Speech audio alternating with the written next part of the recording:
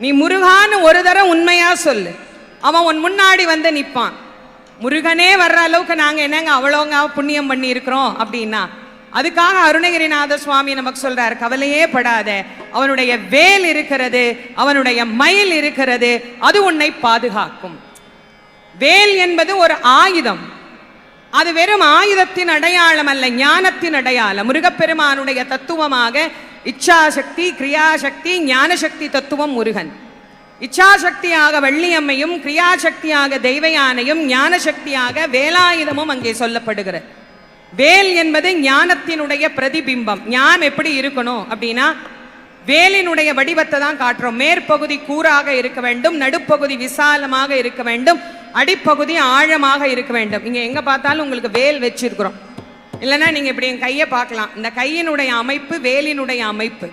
அதனால்தான் பெரியோர்கள் ஞானியர்கள் எல்லாம்